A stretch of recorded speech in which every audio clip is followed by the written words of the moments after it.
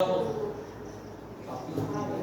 ही प्यारे बच्चों, अज आप प्रकाश का प्रवर्तन जो आप पाठ पढ़ रहे हैं उस विचों ही नैक्सट टॉपिक जो अपना कार्टीजियन चिन्ह परंपरावां। जदों आप रेखा चित्र के नाल जिहड़े आपां इस तो पहला आप प्रकाश के परावर्तन बारे पढ़ रहे सी, आप प्रकाश के परावर्तन के विचों उसके नियम पढ़े, फिर आप उस विचों कुछ रेखा चित्र जिहड़े आप देखे जिस दे विच कि आप अवतल दर्पण ते उत्तल दर्पण के सामने जदों वस्तु रखी जाती है तो उस दे नाल प्रतिबिंब कित्थे बनते हैं वो रेखा चित्रां नाल आपां उहनूं पहचानिया। उस तो बाद आपां नूं इस दे विचों एक दर्पण फार्मूला कढना पवेगा। एक जदों वो रेखा चित्र बनते हैं उहदे नाल संबंधित अपने कोल कुछ न्यूमैरिकल्स भी होंदे हैं। उन्हां न्यूमैरिकल्स नूं सॉल्व करन दे लई, उन्हां नूं हल करन दे लई आ कार्टीजियन चिन्ह परंपरावां समझणियां बहुत जरूरी है। तां जिवें आपां परावर्तन दे जदों आपां रेखा चित्र बनाउणा सी उहदे कुछ नियम कीते सीगे, बिल्कुल उस तरह आपां जदों कोई न्यूमैरिकल करांगे परावर्तन के संबंध विच तां ये चिन्ह परंपरावां जरूरी है।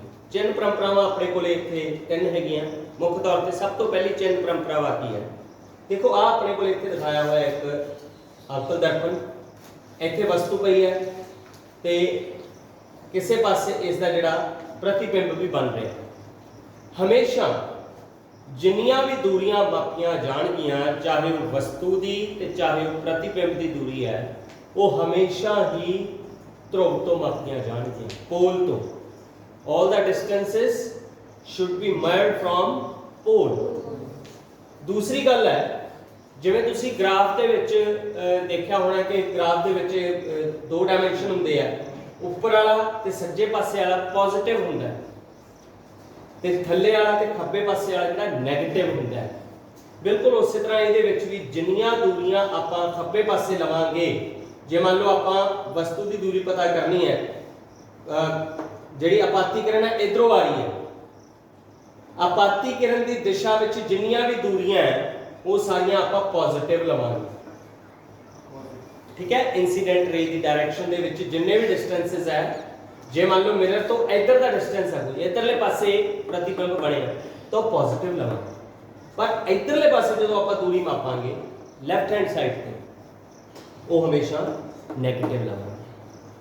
फिर जे अपने कोले कोई वस्तु जिहड़ी आ उपर नूं है मुख धुरे दे तो वो पॉजिटिव लवांगे, जो कोई थल्ले नूं है वो आपां नैगेटिव लवांगे। यही अपनियां तीन कार्टीजियन चिन्ह परंपरावां। जिवें सब तो पहली क्या कि object is placed left to the mirror, जिहड़ा अपने कोले वस्तु है वो दर्पण के खब्बे पासे रखी जाएगी, तो पोल नूं हमेशा ओरिजिन मन्निया जाएगा सारियां दूरियां नूं मापन दे लई।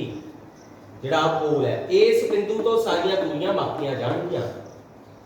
ठीक है, फिर दस्या distance to the right of the origin, इथों सज्जे पासे दीयां जिन्नियां भी आर टेकन एज पॉजिटिव, ते जिहड़े लेफ्ट साइड ते है that are taken as negative. ठीक है, distances above the principal axis they are taken as positive and distances that are below they are taken as negative. तो ये अपने कोले कार्टीजियन चिन्ह परंपरावां है, ये समझनियां जरूरी है। इन्हां चिन्ह परंपरावां तो ही अपने कोले बनेगा मिरर फार्मूला, जिन्हों आप दर्पण फार्मूला भी कहने।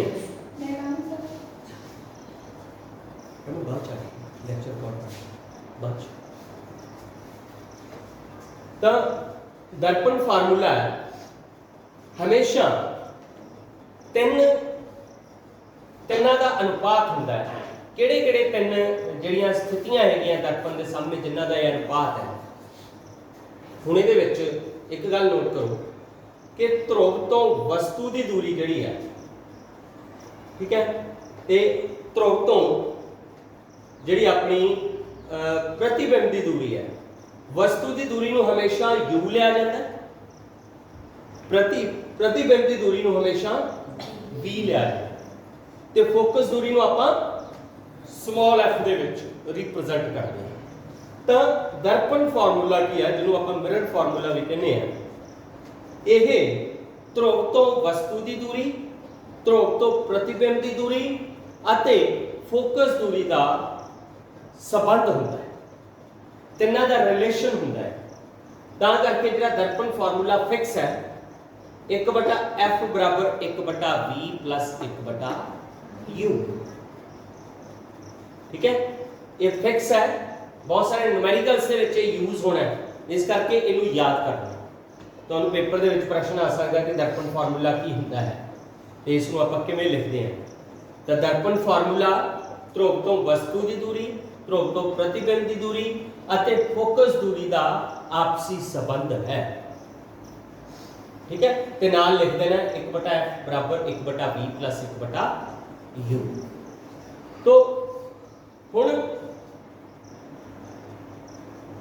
ਆ ਕੁਛ ਆਪਾਂ ਨੂੰ ਦੋਨਾਂ ਦਰਪਣਾਂ ਦੀਆਂ ਦੂਰੀਆਂ ਦੱਸਣੀਆਂ ਫਿਕਸ ਹੈ ਜਿਹੜੀਆਂ, ਇਹਨਾਂ ਨੂੰ ਚੰਗੀ ਤਰ੍ਹਾਂ ਯਾਦ ਰੱਖ ਲਓ।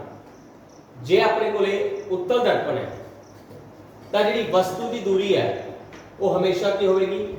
ਨੈਗੇਟਿਵ। ਜੇ ਅਵਤਲ ਦਰਪਣ ਹੈ ਤਾਂ ਵੀ ਵਸਤੂ ਦੀ ਦੂਰੀ ਨੈਗੇਟਿਵ ਹੈ। ਤੁਸੀਂ ਯਾਦ ਕਰੋ ਕਿ ਖੱਬੇ ਪਾਸੇ ਵਸਤੂ ਰੱਖੀ ਜਾਂਦੀ ਹੈ ਦਰਪਣ ਦੇ, ਚਾਹੇ ਉਹ ਉੱਤਲ ਦਰਪਣ ਹੋਵੇ ਚਾਹੇ ਉਹ ਅਵਤਲ ਦਰਪਣ ਹੋਵੇ, ਤਾਂ ਖੱਬੇ ਪਾਸੇ ਦੀ ਦੂਰੀ ਹਮੇਸ਼ਾ ਨੈਗੇਟਿਵ ਹੋਵੇਗੀ ਦੋਨਾਂ ਕੇਸਾਂ 'ਚ। ਦੂਸਰੇ ਨੰਬਰ ਤੇ ਅਵਤਲ ਦਰਪਣ ਦੇ ਸਾਹਮਣੇ ਜਿਹੜਾ ਪ੍ਰਤੀਬਿੰਬ ਹੈ ਕਿੱਥੇ ਬਣਦਾ ਸੀਗਾ? ਦਰਪਣ ਦੇ ਅੰਦਰ ਕਿ ਦਰਪਣ ਦੇ ਬਾਹਰ? ਉੱਤਲ ਦਰਪਣ, ਸੌਰੀ, ਆਪਾਂ ਕਨਵੈਕਸ ਮਿਰਰ ਦੀ ਗੱਲ ਕਰ ਰਹੇ ਹਾਂ, ਜਿਸ ਨੂੰ ਆਪਾਂ ਕਿਹੜੇ ਦਰਪਣ ਦੇ ਤੌਰ ਤੇ ਵੀ ਵਰਤਦੇ ਸੀ?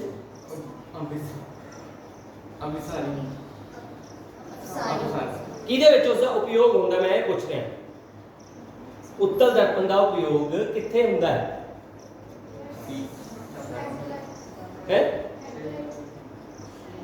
ਸਾਈਡ ਮਿਰਰ, ਜਿਹਦਾ ਦ੍ਰਿਸ਼ਟੀ ਖੇਤਰ ਵੱਡਾ ਹੁੰਦਾ ਹੈ।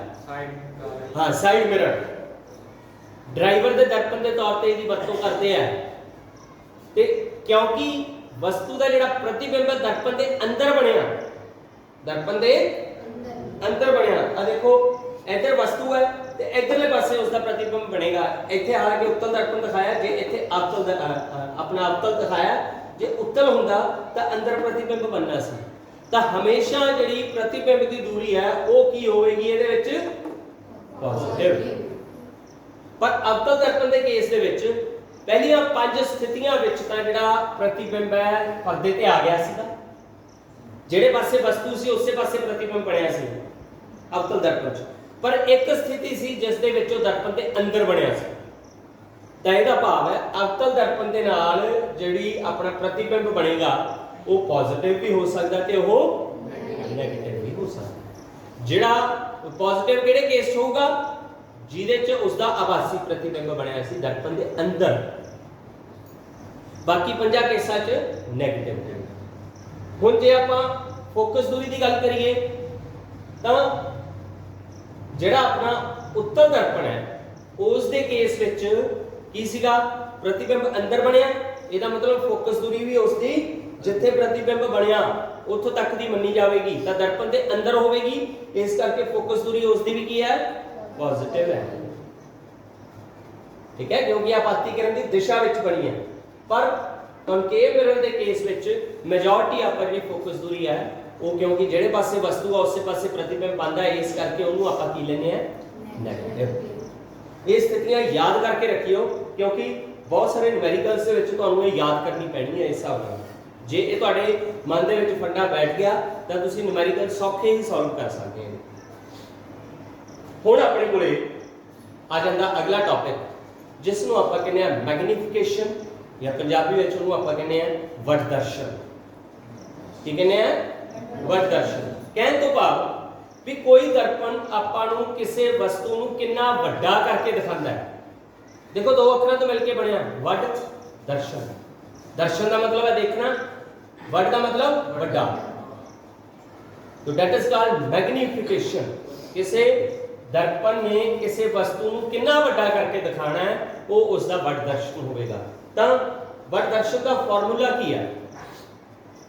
ਫਿਕਸ ਫਾਰਮੂਲਾ ਇਹਦਾ ਸਭ ਤੋਂ ਪਹਿਲਾਂ ਤਾਂ ਇਹਨੂੰ ਆਪਾਂ ਸਮਾਲ m ਦੇ ਨਾਲ ਲਿਖਦੇ ਹਾਂ, ਰਿਪਰੈਜ਼ੈਂਟ ਕਰਦੇ ਹਾਂ ਮੈਗਨੀਫਿਕੇਸ਼ਨ ਜਾਂ ਵੱਡ ਦਰਸ਼ਨ ਨੂੰ।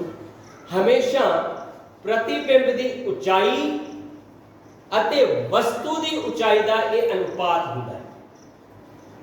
Height of the image, image मतलब प्रतिबिंब की ऊंचाई, बटा हाइट ऑफ द ऑब्जेक्ट, वस्तु की ऊंचाई कहनी।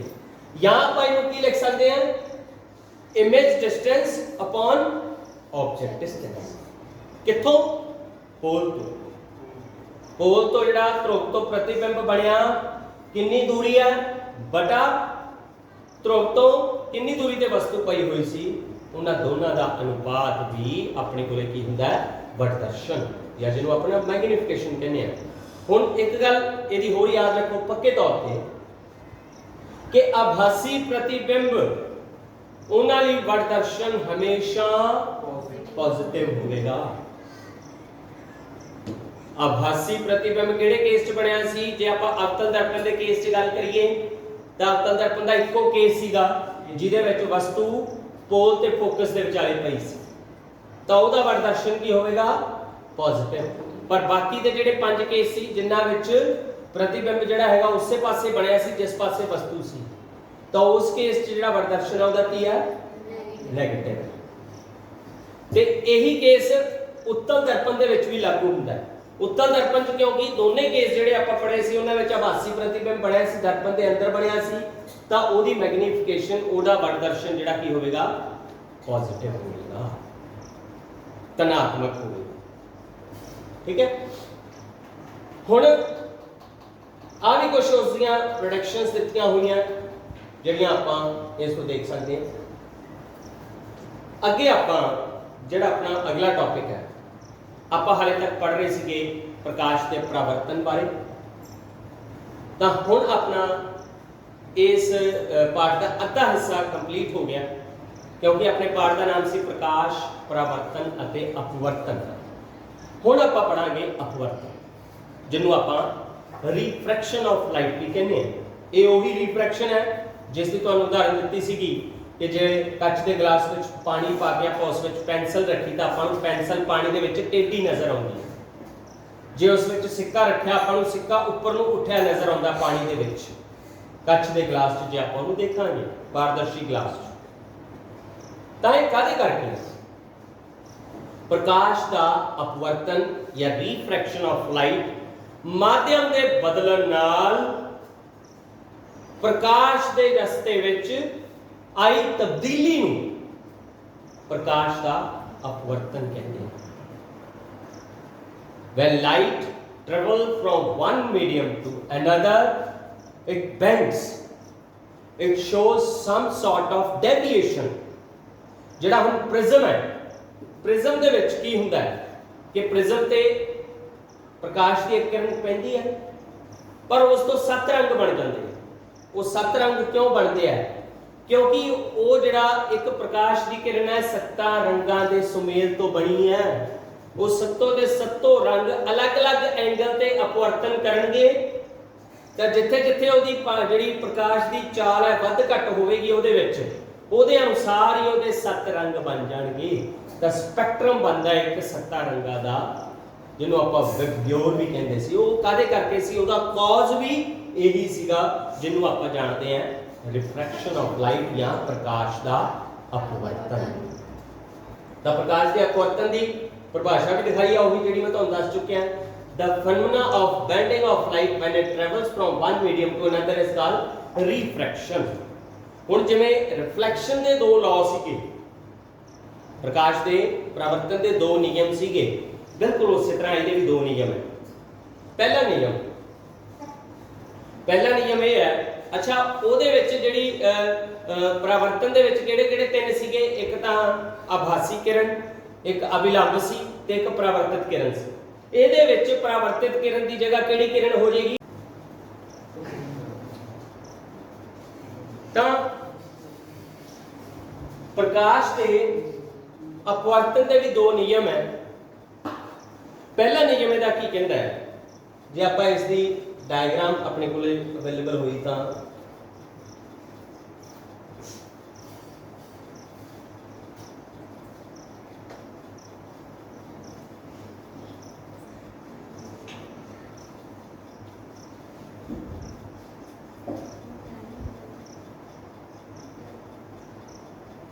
देखो इस विचों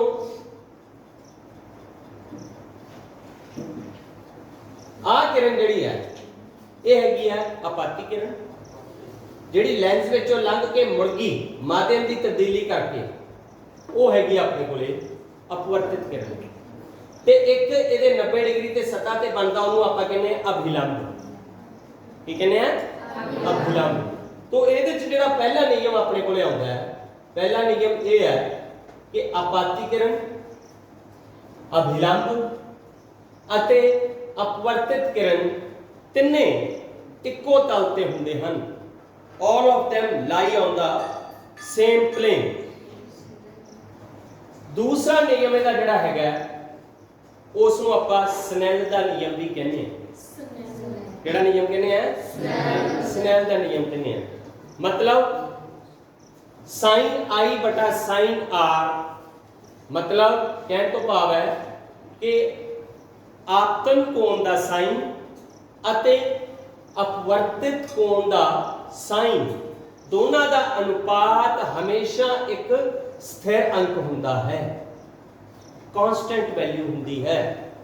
ਜਿਵੇਂ ਜਿਵੇਂ ਆਪਾਤੀ ਕਿਰਨ ਆਪਣਾ ਕੋਣ ਅਭਿਲੰਬ ਦੇ ਨਾਲ ਬਦਲਦੀ ਜਾਵੇਗੀ, ਉਵੇਂ ਉਵੇਂ ਹੀ ਅਪਵਰਤਿਤ ਕਿਰਨ ਦਾ ਕੋਣ ਵੀ ਬਦਲਦਾ ਜਾਵੇਗਾ। ਤਾਂ ਦੋਨਾਂ ਦਾ ਜਿਹੜਾ ਸਾਈਨ ਕਦ ਲਈ ਪਾਇਆ, ਕਿਉਂਕਿ ਜਿੰਨੇ ਕੋਣ ਤੇ ਉਹ ਬਦਲੂਗਾ ਉਸਦਾ ਥੀਟਾ ਜਿਹੜਾ ਐਂਗਲ ਹੈ, ਠੀਕ ਹੈ। ਤਾਂ ਸਾਈਨ i ਬਟਾ ਸਾਈਨ r ਬਰਾਬਰ ਸਥਿਰ ਅੰਕ ਜਾਂ ਕਾਂਸਟੈਂਟ ਵੈਲਿਊ, ਇਸੇ ਨੂੰ ਸਨੈਲ ਦਾ ਨਿਯਮ ਵੀ ਕਹਿੰਦੇ ਹਾਂ। ਕਿਹੜਾ ਨਿਯਮ ਕਹਿੰਦੇ ਆ? ਸਨੈਲ ਦਾ ਨਿਯਮ। ਕਿਉਂਕਿ ਤੁਹਾਨੂੰ ਕਈ ਵਾਰੀ ਪਰਿਭਾਸ਼ਾ ਆ ਜਾਂਦੀ ਆ ਵੀ ਸਨੈਲ ਦੇ ਨਿਯਮ ਨੂੰ ਪਰਿਭਾਸ਼ਿਤ ਕਰੋ, ਤਾਂ ਪ੍ਰਕਾਸ਼ ਦੇ ਅਪਵਰਤਨ ਦੀ ਤੁਸੀਂ ਆ ਜਿਹੜਾ ਦੂਸਰਾ ਨਿਯਮ ਆਪਾਂ ਕੀਤਾ ਇਹ ਤੁਸੀਂ ਐਕਸਪਲੇਨ ਕਰਨਾ ਉਹਦੇ ਵਿੱਚ। ਤਾਂ ਇਹ ਆਪਣਾ ਪ੍ਰਕਾਸ਼ ਦੇ ਅਪਵਰਤਨ ਬਾਰੇ ਸ਼ੁਰੂਆਤ ਸੀਗੀ। ਇਸ ਤੋਂ ਅਗਲਾ ਟੌਪਿਕ ਆਪਾਂ ਅਗਲੇ ਪੀਰੀਅਡ 'ਚ ਕਰਾਂਗੇ। तो ਅੱਜ ਦੇ ਪੀਰੀਅਡ ਲਈ ਇੰਨਾ ਹੀ ਕਾਫੀ।